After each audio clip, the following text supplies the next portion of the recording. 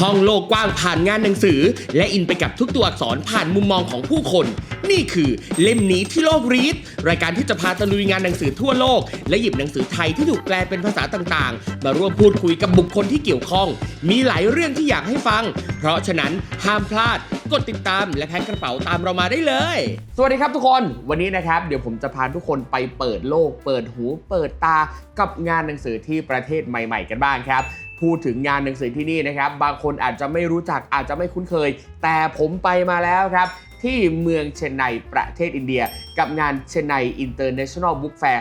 2025 ครับจะเป็นยังไงไปดูกันเลยครับงานนี้ก็เป็นงานหนังสือนานาชาติอีกงานหนึ่งที่กำลังมาแรงมากๆนะครับเพราะว่ารัฐบาลทมิลนาดูเนี่ยนะครับเขาสนับสนุนส่งเสริมอย่างเต็มที่เลยอันนี้ต้องเล่าก่อนนะครับว่าที่ประเทศอินเดียเนี่ยนะเขาแบ่งเป็นรัฐต่างๆมากมายหนึ่งในรัฐทั้งหมดนะครับก็คือรัฐทมิลนาดูเมืองเชนไนเนี่ยนะครับคือเมืองหลวงของรัฐทมิลนาดูครับซึ่งงานหนังสือครั้งนี้นะครับเป็นงานหนังสือนานาชาติจัดที่เมืองเชนไนครับก็คือจัดโดยรัฐบาลทมิลนาดูนี่แหละสิ่งหนึ่งที่น่าสนใจมากและผมประทับใจมากเลยก็คือรัฐบาลของเขาทุนหนามากครับทุกคนเขาออกเงินให้กับสำนักพิมพ์ต่างๆเอเจนซี่ต่างๆจากทั่วโลกมางานนี้ครับอันนี้ก็เลยเป็นสาเหตุหนึ่งที่ทำให้งานหนังสือนานาชาติที่เชนไนเนี่ยนะครับคึกคักมากผู้คนมาจากทั่วสารทิศเราไปงานเดียวเราได้เจอได้รู้จักได้พูดคุยกับตัวแทนจากสำนักพิมพ์และเอเจนซี่จากทั่วโลกเลยทีเดียวนะครับเพราะว่ารัฐบาลทมิลนาดูเนี่ยเขาออกงบให้นะเขาก็จะมีเฟลโลชิพนะเขาเรียกว่าเฟลโลชิพโปรแกรมเนาะคือมันจะมีทั้งแบบที่ได้ทุนเต็มก็คือรัฐบาลทมิลนาดูเนี่ยนะครับซัพพอร์ตทั้งค่าเดินทางค่าที่พักกับแบบบางส่วนเขาซัพพอร์ตเฉพาะค่าที่พักส่วนค่าเดินทางเนี่ยก็ออกเองนะครับก็ประหยัดไปได้เยอะอยู่นะครับซึ่งงานนี้ครับทุกคนโอ้โหเยอะมากเจอเป็น100ประเทศครับทุกคนแม่ไปดูกันอันนี้ก็เป็นตอนที่ผมกำลังจะเดินเข้างานนะครับงานครั้งนี้นะครับจัดที่อาคารที่ชื่อว่า Chennai Trade Center นะครับทุกคนลองดูซุ้มทางเข้านะครับเนี่ยเขาเอาเป็นเหมือนกับหนังสือยักษ์นะมากองรวมกันเลยครับยิ่งใหญ่อลังการมากแล้วเวลาเดินเข้าไปนะมันเหมือนกับว่าเรากำลังลอดเข้าไปในหนังสือครับทุกคนดูดีใช้ได้อยู่พอเดินเข้าไปเรื่อยๆนะครับก็จะเจอป้ายประชาสัมพันธ์เกี่ยวกับงานด้านในครับเดินกันต่อนะครับทุกคนหลังจากที่เราเดินมาเรื่อยๆก็จะเจอกับอาคารจัดแสดงนะครับเขายังคงคอนเซปต์เดิมเลยก็คือเป็นกองหนังสือตั้งเรียงกันทั้งหมดนะครับบริเวณรอบๆก็จะมีการแสดงดนตรีด้วยนะครับมารอต้อนรับสำนักพิมพ์จากต่างชาติก็จะเป็นศิลปะพื้นบ้านของที่นี่นะครับบรรยากาศก็สนุกจริงนะครับต้องบอกก่อนเลยนะครับว่างานหนังสือในครั้งนี้เนี่ยเขาจัดช่วงเดียวกับเทศกาลปงเก่าด้วยซึ่งเป็นเทศกาล celebrate เรื่องเกี่ยวกับการเกษตรนะครับถ้าเราไปสถานที่ต่างๆในเมืองนะครับที่ประเทศอินเดียในช่วงนี้เราก็จะเจอว่าเขาจะมีพวกธัญพืชมีสีเป็นผงสีต่างๆนะครับมาตกแต่งสวยงามบริเวณประตูทางเข้าหรือว่าตรงกลางโถงนะครับเพื่อจะ celebrate เรื่องเกี่ยวกับการเกษตรของที่นี่นั่นเองนะครับทีนี้เราลองเข้ามาดูข้างในอาคารจัดแสดงกันบ้างนะครับอย่างส่วนนี้นะครับก็จะเป็นบูธของแต่ละประเทศครับที่เขาแบ่งสัดส่วนเอาไว้อย่างชัดเจนเลยมีขึ้นป้ายบอกนะครับว่าบูธนี้เป็นของประเทศไหนความน่าสนใจนะครับก็คือว่าทางรัฐบาลทมิลนาดูนะครับเขาจัดบูธตกแต่งแบ่งให้แบบสวยงามเลยติดธงติดนั่นนี่นู่นแบบเป๊ะประเทศที่เข้าร่วมงานนะครับก็มีตั้งแต่อเมริกายุโรปนะครับแอฟริกามากันเต็มที่เลยหลากหลายมากๆเอาจริงทุกคนงานหนังสือที่เชนไนเนี่ยนะครับถือว่าเป็นงานหนังสือแรกๆเลยที่ผมไปแล้วก็มีโอกาสได้เจอกับเพื่อนๆพี่ๆน้องๆจากสำนักพิมพ์ที่เราไม่เคยเจอคือไม่ใช่แค่สำนักพิมพ์นะพอนึกย้อนดูคนจากบางประเทศเราไม่เคยเจอด้วยซ้ำอย่างเช่นมาดากัสการ์เงี้ยในชีวิตผมไม่เคยรู้จักคนมาดากัสการ์เลยกระทั่งไปงานหนังสือที่เชนไนแล้วมีสำนักพิมพ์จากมาดากัสการ์มาเห็นไหมการที่เราเอาตัวเองครับออกไปงานหนังสือต่างๆทั่วโลกมันก็เปิดโอกาสให้เราได้เจอผู้คนจากหลากหลายได้พูดคุยได้รู้จักกันแล้วก็ได้ทำความรู้จักวัฒนธรรมผ่านตัวอักษรอีกด้วยแน่นอนนะครับทุกคนการที่ผมไปในครั้งนี้เนี่ยก็ไปในฐานะสำนักพิมพ์จากประเทศไทยซึ่งสมาคมผู้จัดพิมพ์และผู้จำหน่ายหนังสือแห่งประเทศไทยเราก็ไปด้วยเหมือนกันนะครับรัฐบาลทมิลนาดูเนี่ยเขาก็มีบูธมาให้แล้วแล้วก็ไปตกแต่งเอาของ เอาอะไรต่างๆไปบางสำนักพิมพ์เดินทางไปเองบางสำนักพิมพ์ไม่ได้เดินทางไปเองแต่ก็ฝากโบรชัวร์ฝากหนังสือไปวางโชว์ด้วยนะครับแล้วทีเนี้ยพอมีสำนักพิมพ์ต่างชาติมาแวะดูที่บูธประเทศไทยปั๊บเขาสนใจอะไรเราก็ช่วยกันขายช่วยกันแนะนำครับในงานนี้นะครับก็จะมีพื้นที่เจรจาซื้อขายลิขสิทธิ์เนี่ยเยอะมากเลยนะครับโต๊ะซื้อขายลิขสิทธิ์ของประเทศไทยเนี่ยก็จะมีคนแวะเวียนเข้ามาพูดคุยเรื่อยๆเลยซึ่งการที่เราไปในลักษณะนี้ครับมันก็ไม่ใช่แค่ซื้อขายลิขสิทธิ์หนังสือแบบที่เป็นสำนักพิมพ์คุยกับสำนักพิมพ์นะแต่ว่ามันก็ต่อยอดการเจรจาไปถึงองค์กรใหญ่ๆด้วยยกตัวอย่างเช่นตัวแทนจากผู้จัดงาน Frankfurt Book Fair เขาก็มาเราก็มีโอกาสได้พูดคุยกันเพื่อแลกเปลี่ยนต่อยอดหาความร่วมมือต่อไปอีกอย่างนึงที่ผมชอบมากนะครับก็คือการนำเสนอวัฒนธรรมของเขาครับทุกคนอย่างที่บอกไปนะครับว่าเมื่อเราเดินเข้างานหนังสือก็มีโชว์มีนั่นมีนี่มีนู่นแต่พอวันสุดท้ายของงานครับเขาก็มีจัดเลี้ยงครับเหมือนเป็นเลี้ยงอำลามีโชว์มาถึงใน Dining Hall ในห้องอาหารนะฮะไม่ใช่แค่โชว์ไม่ใช่แค่การเต้นการฟ้อนรำแต่ยังมีกิจกรรมอื่นๆอีกด้วยนะครับทุกคนอย่างอันเนี้ยมีโชว์ปั้นหม้อแบบอินเดียจะเห็นเลยว่าทุกขั้นตอนเนี่ยนะครับเขาทำยังไงวิธีดั้งเดิมเป็นยังไงบ้างตั้งแต่ขึ้นรูปไปจนถึงการตกแต่งรายละเอียดเล็กๆน้อยๆซึ่งเขาก็เปิดโอกาสให้สำนักพิมพ์ต่างๆที่มาร่วมงานนะไปลองปั้นหม้อของตัวเองด้วยนะครับไม่ใช่แค่ปั้นหม้อนะครับยังมีการละเล่นพื้นบ้านคนจำนวนเยอะแยะมากมายมาดึงเชือกแบบนี้จะเป็นกิจกรรมอะไรไปได้ก็ต้องเป็นชักกะเยอร์นะเห็นเลยว่านี่คือวัฒนธรรมร่วมจริงๆมันก็มีหลายประเทศนะครับที่มีชักกะเยอร์กันแต่อันเนี้ยคุณพี่ชักกะเยอร์กันใน Dining Hall บางคนกินยังไม่ทันเสร็จต้องลุกมาช่วยกันชักกะเยอร์ก่อนจอยๆกันไปซึ่งจริงๆเกมนี้ก็ถือว่าเป็นเกมที่เสริมสร้างความสามัคคีของคนในแวดวงสื่อสิ่งพิมพ์เป็นอย่างดีนี่อีกอย่างหนึ่งที่ว้าวซ่ามากทุกคนดูนี่เป็นกิจกรรมหักท่อนไม้ด้วยขาเอาจริงนี่ก็สงสัยอยู่ว่ามันพิเศษยังไงนะแต่ก็พิเศษแหละนะครับเพราะว่ามันต้องใช้แรงใช้เทคนิคเฉพาะตัวเพื่อจะหักไม้ด้วยขาด้วยเข่าเงี้ยนะครับอย่างเนี่ยคุณพี่คนนี้นะครับเอาไม้มา2ท่อนประกบกันปั๊บใช้ขาหักเลยนี่ใช้ขาหักนี่คือใช้ขาเนี่ยเอาไปหักไม้นะไม่ใช่ใช้ไม้มาจนขาหักนะครับแล้วเขาก็ให้แบบตัวแทนสำนักพิมพ์ต่างๆมาลองเล่นด้วยเอาจริงนี่ก็สงสัยอยู่ว่าเล่นทำไมนะ แต่ก็สนุกดีก็เพลินจอยๆนะครับอีกอย่างหนึ่งที่ขาดไม่ได้นะครับก็คือเพลงอินเดียเขามีโชว์ร้องเพลงอินเดียสดๆเลยนะครับเพราะว่าในงานเนี้ยในงานเลี้ยงเนี่ยนะไม่ใช่มีแค่สำนักพิมพ์ต่างชาติมาแต่ว่าจากสำนักพิมพ์อินเดียด้วยบางคนคือแบบโอ้โหร้องดีร้องเพราะอย่างกับหลุดมาจากหนังบอลลิวูด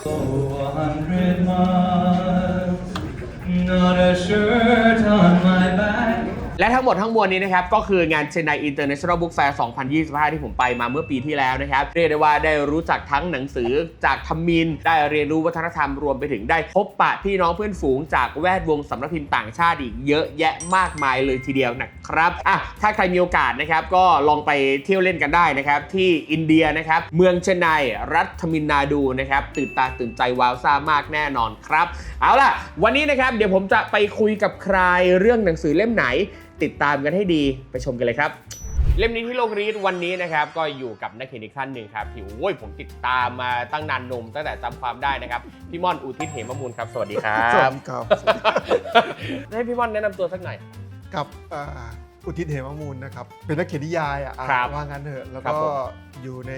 งานที่เขียนก็เป็นลักษณะเรียกว่าอะไรเป็นวรรณกรรมครับแล้วก็ได้รางวัลมาบ้างปะปายก็เป็นรางวัลวรรณกรรมของประเทศนั่นแหละครับครับผมก็ไม่รู้จะจำกัด อธิบายขอบเขตงานของตัวเองยังไงก็คือนักเขียนนิยายแล้วกันเป็นนักเขียนชิมวายเป็นนักโยคะเป็นหลายอย่าง แต่วันนี้เนี่ยเราจะหยิบมาในพาร์ทนักเขียนก่อนงานของพี่ม่อนเนี่ยนะครับก็ได้รางวัลเยอะแยะมากมายหลายรางวัลนะครับใครที่เป็นนักอ่านตัวยงของไทยก็น่าจะเคยอ่านงานพี่ม่อนแหละนะครับซึ่งงานของพี่ม่อนเองนี่ก็ขายลิขสิทธิ์ไปต่างประเทศนี่ก็ถือว่าเยอะไม่เยอะครับมันแค่ 3-4 ที่เองครับก็ถือว่าไม่น้อยสำหรับงานไทยค่อยๆเก็บแต้มใช่ค่อยๆเก็บถือว่าอย่างของพี่ม่อนนี่ก็แปลขายลิขสิทธิ์ได้แปลไปต่างประเทศมาหลายปีแล้วเหมือนกันหมายถึงว่าเล่มแรกที่มีแปลเป็นต่างประเทศหลายปีแล้วครับทีนี้มาที่งานของพี่ม่อนก่อนที่เราจะไปลงลึกเรื่องเกี่ยวกับการขายลิขสิทธิ์นะครับงานของพี่ม่อนที่ได้ซีไรท์เนี่ยก็คือเรื่องลับแลแก่งคอยนะครับเรื่องนี้มันเกี่ยวกับอะไรยังไงครับพี่ม่อนก็เป็นเรื่องเกี่ยวกับพี่น้องเด็กพี่น้อง2 คนนะครับอยู่ที่บ้านเกิดผมเองเป็นอำเภอแก่งคอยนะครับแล้วก็ หยิบยืมใช้ลักษณะท้องถิ่นของพื้นที่ที่ผมเคยมีความทรงจำ ครับ อยู่ด้วยอะไรเงี้ย ครับ มาเขียนเป็นนิยายที่พูดถึงเรื่องพี่น้องสองคนที่ ครับ คนน้องเนี่ยเหมือนกับมีพฤติกรรมแปลกๆอะตามภาษาชาวบ้านเขาเรียกว่าดูเหมือนถูกผีเข้าอะไรเงี้ยเปิดเรื่องมาแม่ก็เลยพาเด็กหัวดื้อคนเนี้ย ครับ เด็กที่ดูเหมือนแบบไม่ได้อยู่ในจารีตประเพณี ครับ อยู่ในธรรมเนียมของชุมชนเลยเนี่ยไปที่วัดป่าแห่งหนึ่งเพื่อที่จะให้หลวงพ่อ ไล่ผี จะไล่ผีอะไรเงี้ยครับ ครับ ก็เริ่มต้นจากตรงนั้นตรงที่ก่อนที่หลวงพ่อจะไล่ผีเนี่ย ครับ เขาเรียกว่าเรียกเด็กเนี้ยรับแลเนี่ยมาหาทุกค่ำเพื่อมาถามว่ามันเกิดอะไรขึ้นเนี่ย ครับ มันก็เลยเปิดโอกาสให้รับแลเนี่ยครับเล่าถึงเหตุที่มาที่ทำให้เขาต้องถูกแม่จับมาให้มาไล่ผีหรือว่าเราก็เล่าย้อนกลับไปว่าปู่ย่าตายายเขาบรรพบุรุษเขาเป็นยังไง ครับซึ่งก็ต้องไปอ่านดูนะครับ อ่านแล้วเนี่ยก็ต้องวิเคราะห์นะ คิดแบบเฮ้ยอันไหนจริงอันไหน เรื่องมัน อะไร เยอะ เรื่องมันตกลง เรื่อง เรื่อง มั มัน นเยอะ ยังไงนะ ตกลงมันใครเป็นใครมีตัวตนโอ้ยสารพัดไม่อยากจะสปอยเลย ครับ นะครับอ่ะทีนี้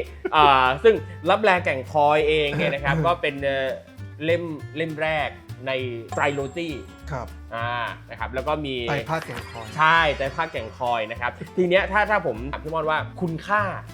เราต่อที่คุณค่าของเรื่องในมุมของพี่ม่อนเองพี่ม่อนมองว่าเรื่องลับแลแก่งคอยมันมีคุณค่ายังไงบ้าง เอาว่าจากคำประกาศ อ่า วัน จาก ก็แล้ว คำประกาศ นเนอะ ใช่ มันพูดถึงสภาพชีวิตชุมชนของสังคมไทย ครับ ได้ดีอะไรเงี้ยแล้วก็พูดถึงในช่วงสังคมเปลี่ยนผ่านจากเกษตรกรรมเป็นอุตสาหกรรม ครับ เพราะว่ามันพูดถึงเรื่องโรงงานปูนซีเมนต์การตัดผ่านของถนนมิตรภาพอะไรเงี้ยครับคือมันเขาเรียกนะมันฉายภาพให้เห็นวิถีชีวิตของคนในยุคสมัยช่วง 2520 ครับ ได้อย่างแจ่มชัดในแง่ของทั้งเรื่องมนุษยวิทยา ครับ ความคิดเรื่องของสังคมเรื่องของประเพณีวัฒนธรรม ครับ อะไรเงี้ยด้วยคือมิตินั้นก็ที่นิยายได้รับการยกย่องแล้วก็อีกมิติหนึ่งก็คือเรื่องมิติทางด้านวรรณกรรม มันเป็นวรรณกรรมที่เรียกว่าเป็นหลังสมัยใหม่ ในวรรณกรรมไทยอย่างชัดเจนเพราะมันพูดถึงเรื่องตัวตน พูดถึงเรื่องความจริงกับความลวง แล้วก็ผู้เล่าเรื่องเนี่ยเป็นเขาเรียกว่าเป็นผู้ที่เชื่อถือไม่ได้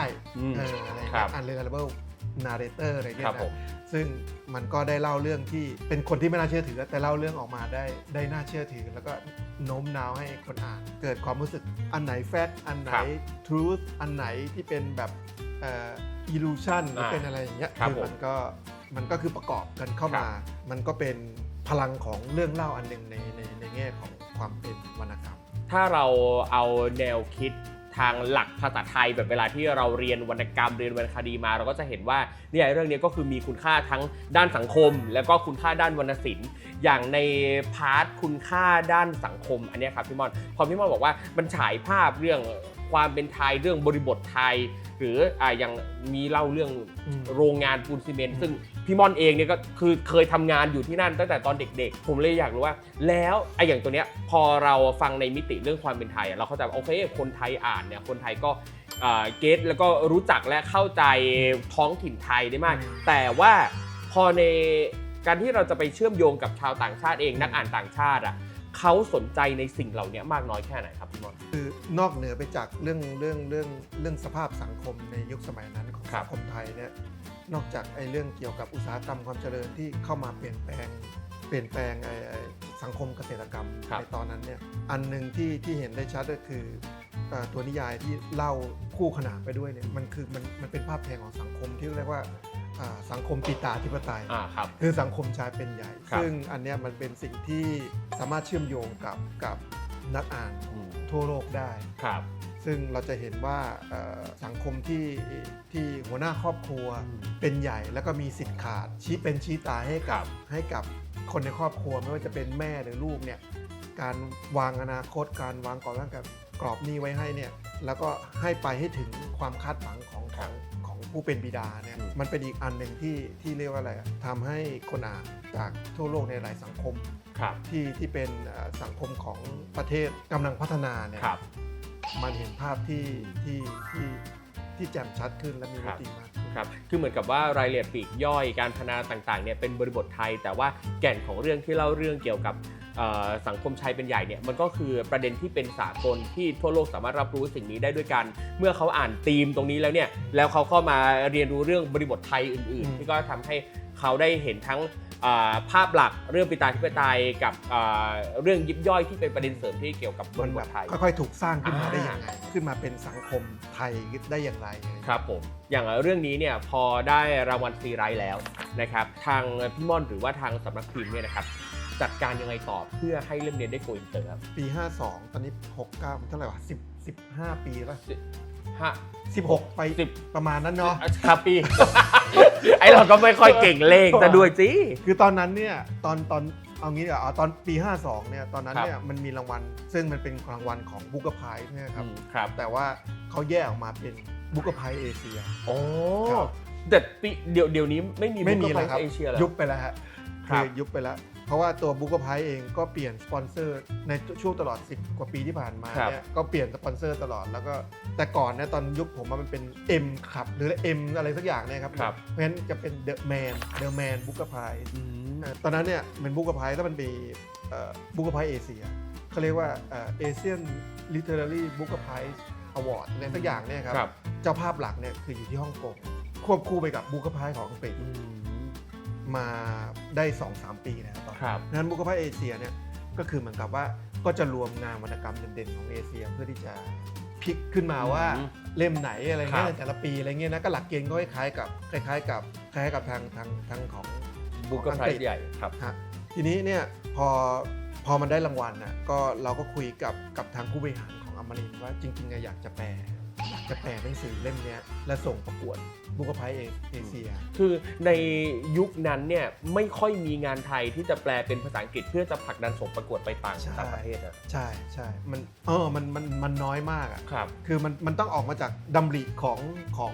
องสำนักพิมพ์หรือของอะไรเงี้ยครับให้มันแบบเป็นเรื่องเป็นราวขึ้นมาแล้วมันจะเริ่มต้นทำแล้วพอดีว่าตอนนั้นได้ซีไลท์ด้วย ครับ เราพูดอะไรเขาก็ผู้บริหารเขาก็ฟังนะ อ๋อ เขาก็แบบ เข้าใจ ก็น่าสนใจนะเขาก็บอ ครั ก บ ว่าน่าสนใจเอาลองดูสิก็เลยหาคนแปลทุนทนี่มาเรียกว่าอะไรอมรินทร์ก็เป็นเจ้าภาพในการจัดแปลและแปลแก่นคอย เพื่อที่จะส่งประกวด อันนี้เราแวะที่ Booker Prize ก่อนนะคือวันก่อนผมเพิ่งได้อ่านสเตตัสพี่ม่อนเล่าเรื่อง Booker Prize อะ ครับ ว่าคืออย่างล่าสุดอะเรื่องไต้หวันทราเวลล็อก อืม ไต้หวันทราเวลล็อกได้รางวัล ครับ นี่ก็เพราะว่ามีแปลเป็นภาษาอังกฤษ อืม ที่ UK ใช่ แล้ว ครับใช่ อืม มันอยู่ในเขาเรียกมันอยู่ในหลักเกณฑ์ ครับ หลักเกณฑ์ของบุ๊กเกอร์อยู่แล้ว หรือจริงๆอ่ะมันอยู่ในทุกเวทีประกวดรางวัลนะคือถ้าคุณจะเป็นแบบเพนอเมริกาเนี่ยผลงานอ่ะมันไม่ใช่แค่ว่าแปลเป็นภาษาอังกฤษอย่างเดียวหรือแปลจากที่ไหนก็ไม่รู้อะไรอย่างเงี้ยจะส่งประกวดเข้าไปได้ ครับ ผลงานคุณต้องได้รับการยอมรับในประเทศนั้นด้วย วิธีที่เราจะดูการยอมรับในประเทศนั้นได้ยังไงคือว่ามีสำนักพิมพ์ในประเทศนั้น ครับ จัดพิมพ์ผลงานของเรา ครับ มันเขาเรียกนะมันเป็นส่วนส่งเสริมอุตสาหกรรมหนังสือของแต่ละประเทศนั้นๆ ครั ด้ บ วยคือไม่ใช่ว่าคุณแปลจากที่อื่นแล้วคุณจะข้ามไปเลยไม่ผ่านประตูนี้มันก็ไม่ได้ ครับ มัน คือพอเห็นสเตตัสเนี้ยของพี่ม่อนอะผมก็เลยรู้สึกว่าถ้าสมมุติว่างานไทยเนี่ยถ้าอยากจะได้รางวัลตรงนั้นน่ะทางรัฐบาลหรือทางหน่วยงานที่เกี่ยวข้องอะต้องผลักดันมากๆเลยนะเพื่อจะไปหาทางประสานกับสำนักพิมพ์ที่นั่น เพื่อให้เขาพิจารณาและจัดพิมพ์ในประเทศเขาอะงานไทยอะก็ยังไม่ได้แมสในระดับต่างประเทศขนาดนั้นขนาดที่จะซื้อง่ายขายคล่องอะ ครับ เรื่องลิขสิทธิ์อะดังนั้นทางภาครัฐเองก็ต้องสนับสนุนให้มากอีก ซึ่งเอาจริงตอนนี้เนี่ยก็สนับสนุนมากขึ้นกว่าเมื่อก่อนละแต่เราก็รู้สึกว่ามันยังได้อีกเพื่อที่จะให้เราไปได้ไกลกว่านี้ วรรณกรรมไทยมันสู้ได้อยู่แล้วใน ครั นา บ นาชาติแล้วมันคุ้มที่ภาครัฐจะ ใช่ครับ จะเสี่ยงแล้วก็เอาเหมือนกับจัดแปลงาน แล้วก็ ครับ มีผู้สนับสนุนในการจัดพิมพ์ ครับ ในต่างประเทศแล้วก็ไปทางสายประกวดเนี่ยผมว่าอันเนี้ยประสบความสำเร็จง่ายกว่า ที่จะทำให้งานแปลไทยโดยรวมทั้งหมดเนี่ยเกิดความสนใจในระดับที่แบบแมสนะครับ ผม อันนั้นเพราะว่าอันนั้นน่าจะยากกว่า เพราะอย่างตอนนี้เองเนี่ยอย่างที่ภาครัฐมีงบให้สำหรับทุนแปลก็คือเขาให้ตังค์เรามาแปลเป็นภาษาอะไรก็ได้ที่เราอยากจะแปล แต่ว่ายังไม่ได้ให้เห็นปลาย ไม่ ทาง ครบวงจร ใช่ครับใช่ครับ จริงๆมันต้องจริงๆมันต้องเริ่มไปพร้อมกันด้วยคือหมายความว่า คืออย่างของสมาคมสิ่งพิมพ์เนี่ยที่ทำอยู่เวลาที่มีงานแสดงหนังสือเนี่ยผมว่ามันก็ถือว่าเป็นจุดเริ่มต้นอันหนึ่งเหมือนกันตรงที่เราเห็นว่าเชิญสำนักพิมพ์ต่างประเทศเข้ามาเพื่อที่จะเหมือนกับเกิดการพิชชิ่งงานหรือนู่นนี่อะไรเงี้ยครับแต่ว่าในส่วนของที่เป็นวรรณกรรมเนี่ยถ้าได้สำนักพิมพ์ต่างประเทศไม่ว่าจะเป็นจากของอังกฤษหรืออเมริกาพิมพ์เกี่ยวกับวรรณกรรมเนี่ยแล้วเขาให้ความสนใจมามันกับมีแมวมองมามองหามานู่นไม่นี่มันสามารถที่แบบให้เอเจนซี่ที่นี่หรือว่านักเขียนที่นี่แบบสามารถที่จะพรีเซนต์งานของตัวเองได้ผมว่ามันก็จะดีขึ้นอีกครับเดี๋ยวเราผลักดันกันต่อไปเรื่อยๆทีนี้กลับมาที่งานของพี่ม่อนต่อ คือพอมีAsian Booker Prize ตอนนั้นแล้วก็เลยมีแปลเป็นฉบับภาษาอังกฤษออกมานะครับแล้วหลังจากนั้นเล่มอื่นๆมายังไงต่อคือแปลจากเล่มนั้นเนี่ยจากภาษาอังกฤษแล้วเนี่ยคือผมก็เป็นภาษาญี่ปุ่นเพราะว่าช่วงนั้นเนี่ยก็เรียกว่าไงร่วมงานกับทางญี่ปุ่นค่อนข้างสม่ำเสมอไปมาสม่ำเสมออะไรเงี้ยแล้วก็ร่วมงานกับศิลปินแล้วก็นักเขียนกับทางญี่ปุ่นมันออกมาเป็น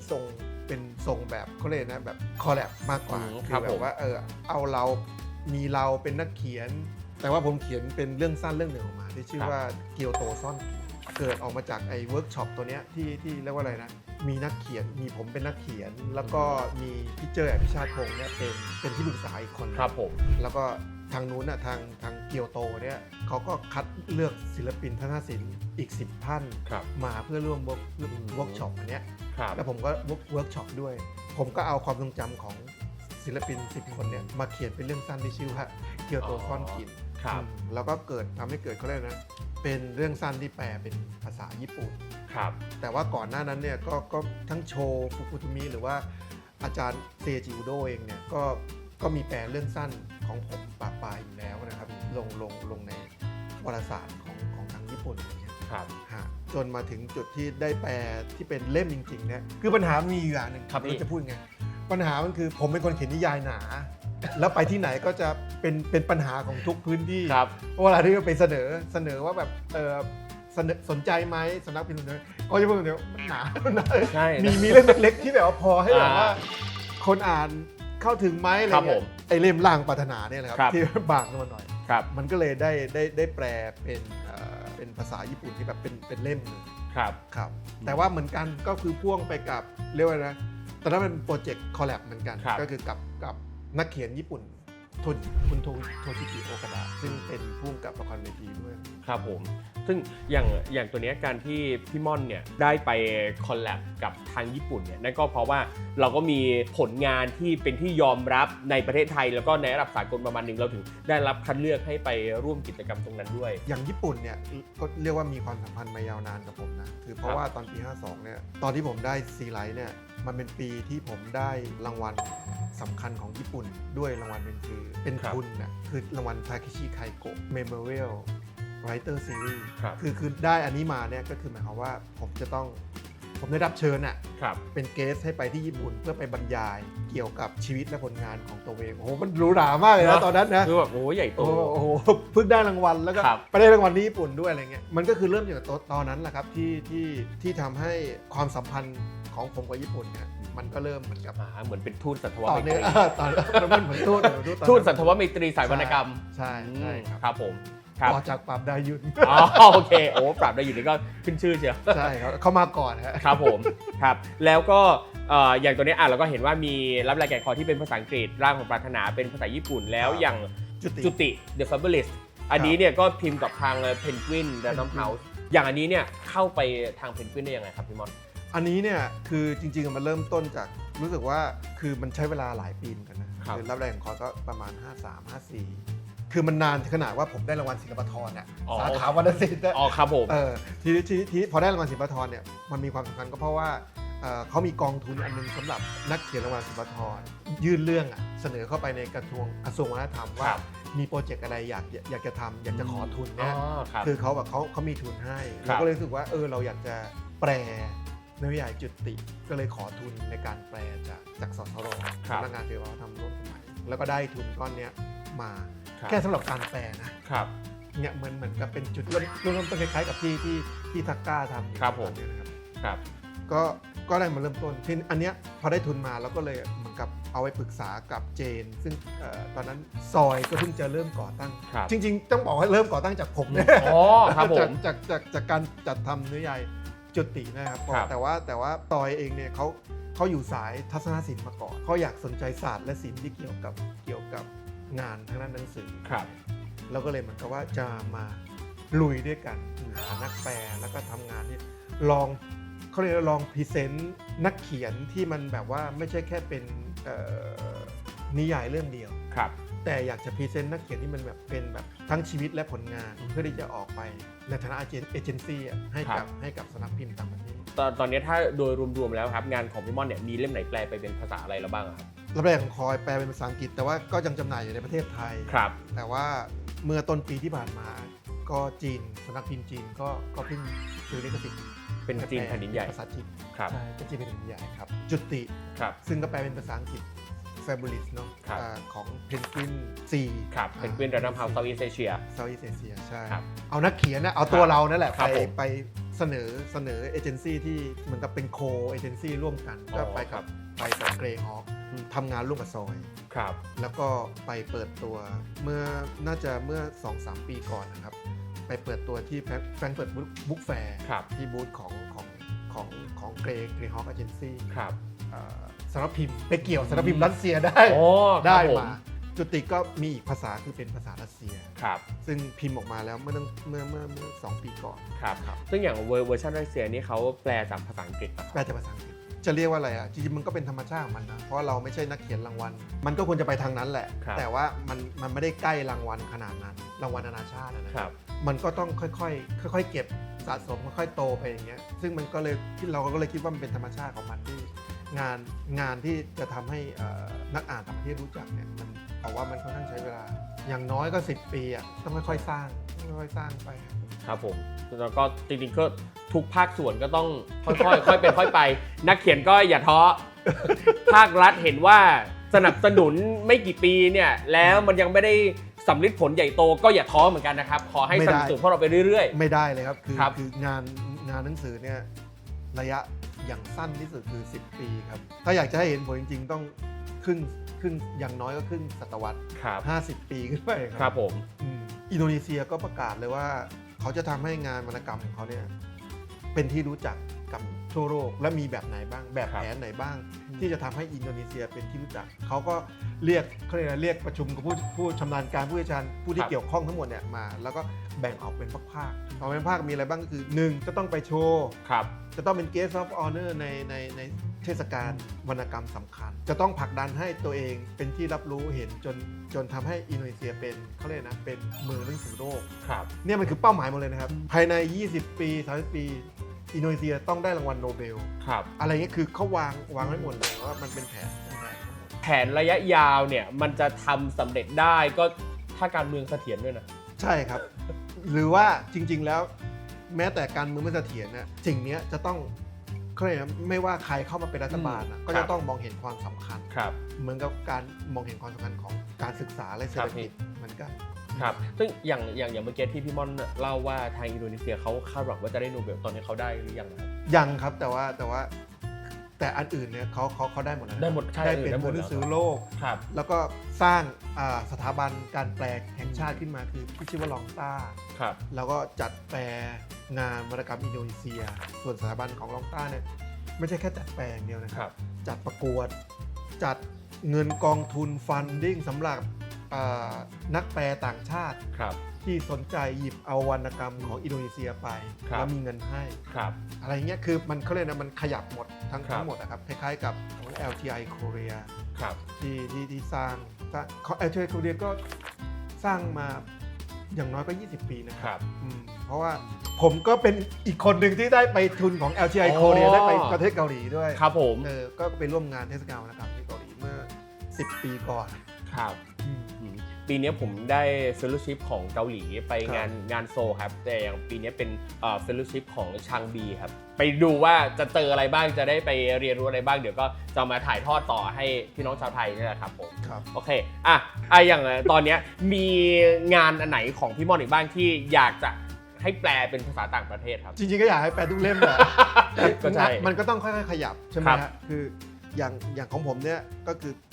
ก็พูดกับซอยแล้วว่าคือซอยเองเราก็เห็นตรงกันว่าเขาก็จะพรีเซนต์งานของเราในฐานะที่เป็นนักเขียน ครับ ไม่ใช่เป็นงานเป็นเล่มเฉพาะเป็นเล่มดึงขายเป็นเล่มไม่เอาเขาจะขายแบบเป็นชีวิตและผลงานของนักเขียนเลย ครับผม เพราะฉะนั้นเนี่ยคือมันก็เรียกว่าอะไรมันก็จะค่อยๆไป ครับ คือเบื้องต้นเนี่ยเราก็พยายามจะผลักไตรภาคแก่งคอยออกไป ครับ ออกไปให้ได้มีผลักรับได้แก่งคอยผลักจุติต่อไปก็อยากจะผลักรักอาลัยเล่ม ครับ ตัวเล่มกลางออกไปอะไรเงี้ยแล้วก็เดี๋ยวค่อยว่ากันเล่มอื่นๆที่ออกจากตรงนี้ไปอะไรเงี้ยครับ ครับพอพี่ม่อนเมนชั่นประเด็นว่าขายความเป็นตัวตนของนักเขียนด้วย อันเนี้ยทำให้ผมนึกไปถึงแคตตาล็อกของสำนักพิมพ์ต่างประเทศมากมายที่ ครับ ไปเจอเทียบกับของไทยเองอะ ครับ ของไทยอะสำนักพิมพ์ส่วนใหญ่เวลาเราเอาไปขายงานต่างประเทศอะเราจะชูแค่ว่าหนังสือเล่มนี้คืออะไรเกี่ยวกับอะไรยังไง แต่ว่าเมื่อเราไปพิจารณาดูแคตตาล็อกของต่างประเทศอะเราจะเห็นชัดเลยว่าพาร์ทที่เขาเล่าว่านักเขียนคือใครอะเขาให้ความสำคัญกับตรงนี้เนี่ยเยอะมากๆเหมือนกัน ครับ แต่คืออย่างผมเองเนี่ยเวลาที่จะเลือกซื้องานจากต่างประเทศมาแปล เราก็ไม่ได้โฟกัสที่นักเขียนขนาดนั้นนะเราดูแค่ว่าหนังสือเล่มนี้มันเนื้อหาเกี่ยวกับอะไรยังไงบ้างอะไรอย่างเงี้ยแต่ว่าในมุมของต่างประเทศเขาจะสนใจเรื่อง ใช่ ตัว ครับ ตนนักเขียนเย คือ อะ คือในโลกของต่างประเทศอ่ะมันจะเป็นอย่างนี้มาก ค ก รั ว่า บ คือหมายความว่าผลงานเนี่ยมันถูกพรีเซนต์ทั้งชีวิตของ ครับผม นักเขียนออกมาอะไรเงี้ยมันไม่ใช่แค่เป็นแค่แบบเป็นเล่มๆหรือ ครับ เล่มที่สร้างผลกา ครั ร บผม อย่างเดียวอะไรเงี้ยครับโอเคครับทีนี้ถามพี่ม่อนครับว่า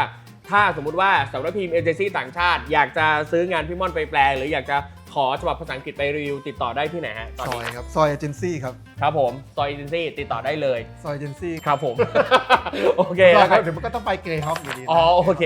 เขาก็ดูอยู่ ได้ครับวันนี้นะครับก็ต้องขอบคุณพี่ม่อนมากๆเลยนะครับ ครับ ที่มาแชร์ประสบการณ์ต่างๆ เกี่ยวกับการขายลิขสิทธิ์งานไปต่างประเทศนะครับขอบคุณครับ ขอบคุณมากครับ ขอบคุณครับแล้วก็ ขอบคุณครับ ขอบคุณกองทุนพัฒนาสื่อปลอดภัยและสร้างสรรค์ด้วยนะครับรวมไปถึงร้านริคาเฟ่นะครับที่สนับสนุนพวกเรานะครับเจอกันใหม่ครั้งหน้าจะเป็นหนังสือเล่มไหน ผมจะพาไปดูงานหนังสือที่ประเทศไหนติดตามกันได้วันนี้ลาไปก่อนสวัสดีครับสวัสดีครับ